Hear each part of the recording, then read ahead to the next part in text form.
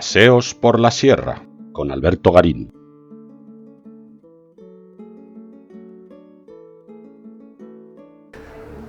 ¿De qué hablamos cuando hablamos de una judería? En realidad aquí se mezclan dos conceptos. Por un lado, un barrio de la ciudad donde una parte significativa de sus habitantes pueden ser judíos y se han concentrado por esa afinidad cultural y religiosa a lo largo del tiempo. La segunda acepción es mucho más restringida. De nuevo, estaríamos hablando de una porción de la ciudad donde esos judíos se ven obligados a vivir en un momento dado, en un periodo muy concreto. De partida es posible que se haya elegido esa porción de la ciudad porque antes de esa obligación ya hubiera un número significativo de judíos. Pero es el carácter obligatorio de tener que vivir ahí lo que marca esa segunda acepción de judería. Sin duda, lo primero que nos viene a la mente cuando estamos pensando en ese tipo de juderías es el gueto de Varsovia,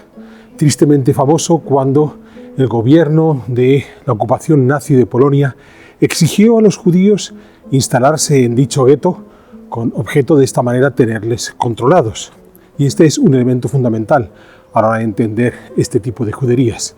El objetivo de mantenerles encerrados dentro de unos muros prácticamente infranqueables pasa por no protegerles, sino ese control que va a hacer que las autoridades dispongan a voluntad sobre la vida de estos judíos.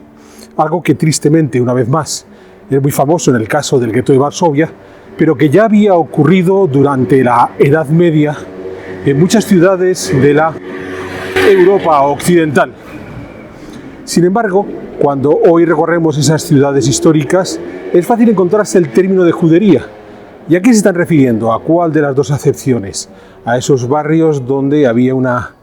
cantidad significativa de judíos o a esos otros donde se vieron obligados a vivir esos judíos en un momento determinado? Pues lo curioso está en que en muchos casos estamos mezclando ambas concepciones o incluso estamos inventando una tercera. Se han puesto de moda las juderías, no podemos esperar que no haya ni una sola ciudad histórica en Europa occidental que no las tenga, y de alguna manera hay que forzar la existencia de este tipo de barrios. Pensemos en la acepción primera que decíamos, la judería concebida como ese espacio donde hay un número significativo de personas que viven allí con ciertos rasgos culturales o religiosos comunes, en este caso los judíos. Pero vamos a tratar de trasladarlo a otro ambiente para hacer la explicación más didáctica. ¿Qué es lo que sucede, por ejemplo, en las banlieues de las ciudades francesas? Esos barrios marginales donde se acumula una cantidad importante de población con ciertos rasgos culturales comunes y en muchos casos en situación de pobreza o de marginación. Si nos detenemos en el caso de las banlieues, lo que vamos a descubrir es que el rasgo que encontramos entre cultural común en principio nos puede parecer el Islam, pero si entramos ya en un detalle fino, nos daremos cuenta que a lo largo de las últimas décadas las banlieues han ido cambiando en la composición étnica de sus habitantes. En los años 60-70 esas banlieues eran mayoritariamente de argelinos que habían llegado a Francia tras la independencia de Argelia. Ya es en décadas posteriores, terminando el siglo XX, cuando esa mayoría argelina va siendo sustituida por marroquíes que llegan fruto del propio desarrollo económico de Marruecos, un tanto limitado, y la necesidad de buscar alternativas. Y ya iniciado este siglo XXI, vamos a ver cómo progresivamente las banlieues se van llenando de subsaharianos, llegados del África Negra. En ese caso, lo que nos vamos a encontrar es que aparentemente estamos siempre ante el mismo grupo humano, porque hay un rasgo genérico a todos ellos, que en muchas ocasiones es minoritario. La mayor parte son musulmanes, o la mayor parte vienen de países musulmanes, aunque muchos de estos que han emigrado a las banlieues no sean practicantes o directamente no sean creyentes, pero simplificamos con rapidez y consideramos que estamos ante un grupo homogéneo, a pesar de que, por ejemplo, marroquíes y argelinos, desde el punto de vista de la geopolítica, no se entienden entre ellos, son dos países claramente rivales, enfrentados, pero si a eso añadimos ya los subsaharianos, es que incluso ya desde el punto de vista físico la diferencia es evidente. En ese caso, ¿por qué hacemos esa tabla rasa de homogeneizar? Porque se nos olvida que el detalle que realmente pone en común a estos grupos humanos es su condición humilde, su condición marginada. Es decir, Los que van a instalarse en este tipo de barrios, barrios que en muchos casos carecen de una serie de servicios o de comodidades, son aquellos que sencillamente no se pueden pagar una vida en otros barrios más decentes, más acomodados. Entonces es la marginalidad y no el origen étnico o religioso lo que hace que estas personas se instalen en estos lugares. Eso es lo que pasaría en muchas de las juderías medievales. Los judíos que vamos a encontrar en determinados barrios donde, de nuevo, son un número significativo, que no necesariamente la mayoría de sus habitantes eran humildes, eran gentes que no podían instalarse en otros lugares. En ocasiones porque sus condiciones económicas no se lo permitían, en ocasiones porque sencillamente existía algún tipo de judiofobia que no les permitía estar en lugares más acomodados que estos de estas juderías. Pero ojo, esos mismos judíos, si lograban cierto éxito político,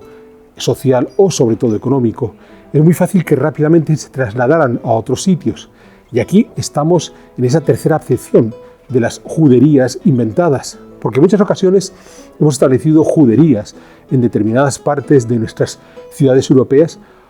a partir de los registros de propiedad que nos indican dónde podían vivir algunos de esos judíos. Claro, si el registro se está refiriendo a judíos potentados, a gentes con una economía saludable, lo que nos va a suceder es que nos vamos a encontrar con una parte de la ciudad donde probablemente el número de judíos era realmente minoritario y sencillamente eran los más ricos. Y eso es lo que nos puede hacer pensar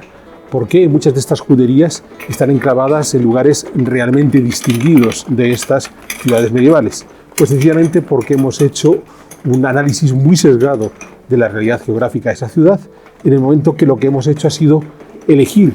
la presencia de 2 o 3 propietarios judíos, pero acomodados, y a partir de ahí considerar que todo el conjunto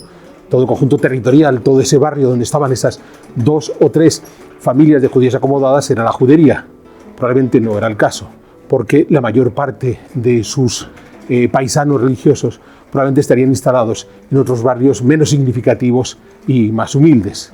Por supuesto, ya en el mundo contemporáneo hay una singularidad, que existe la posibilidad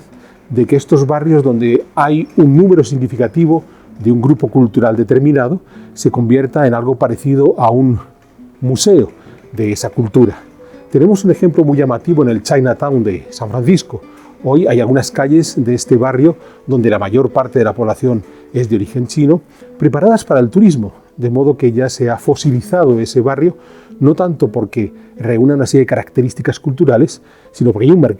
mercado turístico que quiere acudir a ese barrio y que quiere conocerlo dentro de una serie de estereotipos de lo que esperamos encontrar en estos barrios chinos. Y el Chinatown de San Francisco es un lugar realmente jugoso, no solo porque aquellas calles, más allá de las 2 o 3 previstas para los turistas, tengan una mayoría de población de origen extremo-oriental, muchos de ellos chinos, pero hay de otros lugares, desde la propia República China de Taiwán hasta Corea, Japón o la Indochina, sino que incluso hay otras extracciones culturales que viven en este Chinatown, e incluso los límites del Chinatown a lo largo del tiempo han ido variando. En San Francisco hay un límite muy inmediato con el barrio italiano, el Little Italy, que desde hace un par de décadas, quizás más, 4 décadas incluso, ha empezado a tener otro grupo que se ha insertado, llegados desde la Europa del Este y que han ido modificando la composición cultural de este lugar, lo que nos viene a indicar una vez más que probablemente la característica principal de un sitio como el Chinatown y su barrio fronterizo, el Little Italy, es que eran barrios humildes, barrios ubicados en posiciones en los que habitualmente en la ciudad no existía un especial cariño por vivir ahí, de modo que se ha dejado para los grupos menos pudientes, para los grupos más marginales. Otra cosa es, como digo, que con el paso del tiempo se ha generado esa especie de Disney para turistas en torno a una supuesta caridad especial del mundo chino en San Francisco. Pues bien, esto es lo que nos ocurre a la hora de analizar las juderías de la Europa occidental. Hemos de tratar de entender en todo momento que cuando hablamos de juderías estaríamos hablando de aquellos sectores de la ciudad donde en un momento dado puede haber una cantidad significativa de judíos, que ni necesariamente son la mayoría de los habitantes, ni necesariamente están concentrados en esa posición de una forma obligada, sino que sencillamente por posiblemente similitudes culturales y sobre todo por condiciones económicas, en muchos casos marginales, es lo que les ha movido a vivir todos juntos. Pero ojo, una vez más, el error está en que por lo general, cuando buscamos las juderías de la Europa occidental, no nos dejamos llevar por allí donde podían estar la mayor parte de los judíos. Una vez más, los barrios más humildes, los barrios menos pudientes, sino por aquellos títulos de propiedad vinculados a unas pocas familias, y a partir de ahí inventamos el concepto de judería para abarcar todo ese barrio donde estas familias más pudientes posiblemente compartían con cristianos pudientes. Es cierto, en cualquier caso, que lo más interesante se debe a que en momentos históricos determinados podía ocurrir que los judíos, incluso los más pudientes, se vieran obligados a convivir con aquellos otros que vienen de barrios más humildes. En el caso de los reinos hispanos, es famosa la orden dada por los reyes católicos en 1480, que les va a obligar a todos los judíos a situarse en un punto determinado de las ciudades, tratando de buscar la protección de estos súbditos tan especiales, que 12 años después terminarían por ser expulsados de estos reinos hispanos. Bueno, esa concepción de que en un momento dado tienen que verse concentrados en un punto dado es lo que ha provocado que en muchas ocasiones busquemos la judería como un lugar muy específico, inamovible en el tiempo, con murallas propias y demás. Pero ojo, como decíamos al principio, es esa segunda acepción en la cual tenemos un problema, porque obedece a momentos muy específicos y no a la realidad habitual de las juderías. ¿Esto qué quiere decir? Pues que posiblemente la mayor parte de las juderías que vamos a recorrer en nuestras ciudades españolas, comenzando por esta de Segovia, por la que me estoy paseando en este momento, sean más unas construcciones historiográficas a posteriori, sobre todo cuando se pusieron de moda el hecho de que cada ciudad española había de tener su propia judería a finales del siglo XX, que una realidad histórica que debía ser mucho más dinámica y mucho más cambiable, mucho más variable, que lo que nos pretenden hacer aquellos que, insisto, se han apuntado a la moda de que toda ciudad europea ha de tener su judería.